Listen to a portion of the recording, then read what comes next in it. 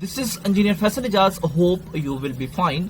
In this channel, I prepared detailed lectures for chemical engineers and also for associate engineers. In this channel, you will find playlists of different engineering subjects which will help you in your study, in your interviews, and also during your professional industrial life. So subscribe my channel for more videos. Hope you will be fine. This is Engineer Faisal Ijaz, and today I will discuss the topic polyurethane. It's an important topic as this plastic material is used for the insulation purpose like refrigerators, freezers, and also for buildings. My lecture will be covered by the following lecture contents, in which I will explain the introduction of polyurethane, its composition, its structure formula, and I will tell you about the raw materials of polyurethane, and also I will show you the process flow sheet, and I will discuss the applications of polyurethane.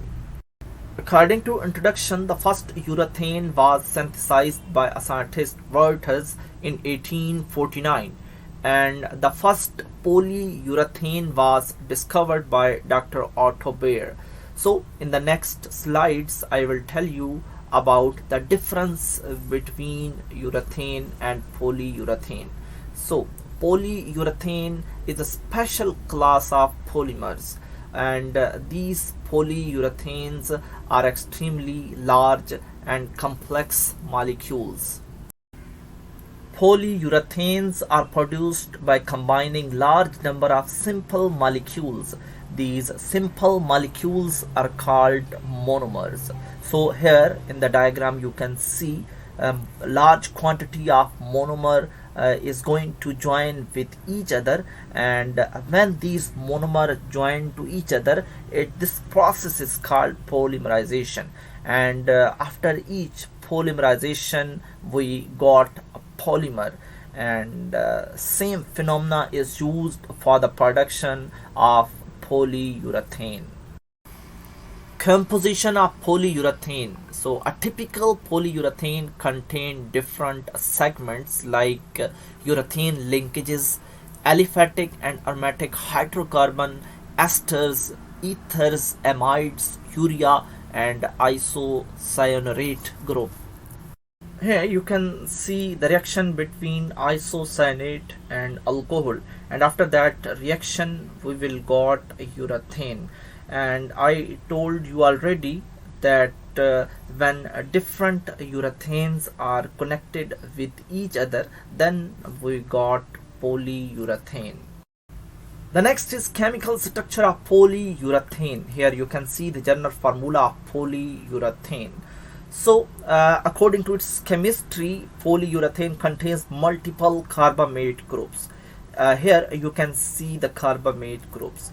So these carbamate groups are derived from carbamic acid, and this is the formula of carbamic acid. If we reduce two hydrogen from these molecules, then it will be able to join a chain, and if multiple carbamate groups are joined with each other, then we get a polyurethane. So the biggest example of polyurethane is a kitchen sponge. Here you can see its example in the form of a solid form. For the production of polyurethane, two raw materials are used. The first one is isocyanate and the second one is polyols. So what are polyols? Polyols are those compounds which contain multiple alcohol groups. And if we want to produce polyurethane at commercial level, then we will use a process which is called additional polymerization. So in this process, isocyanates will react with the di and polyfunctional hydroxy compounds. In these compounds, hydroxyl terminated polyesters or polyethers will be included. So after this reaction we will got polyurethane at commercial level. In this diagram, you can see the production process of polyurethane. In the first beaker, polyisocyanate is present with the mixer, and in the next beaker, polyol is also added in this polyisocyanate, and ultrasonic dispersion will take place. So after that, in the next beaker, reaction will take place, and finally we will got polyurethane. Here you can see the industrial production of polyurethane, in which different ingredients are mixed, and only the mixer is required to mix these all agents, and after that we got a foam. So here is also a diagram of reactor in which reaction take place. Application of polyurethane. The first application is in furniture industry, and 30% of the total polyurethane produced in the worldwide is used for the production of mattresses, which are used for beds. And the second most famous application is automotive manufacturing, in which two types of polyurethane is used. The first one is flexible and semi-flexible polyurethane, which is used for the seat cushioning, bumpers, and for sound insulation.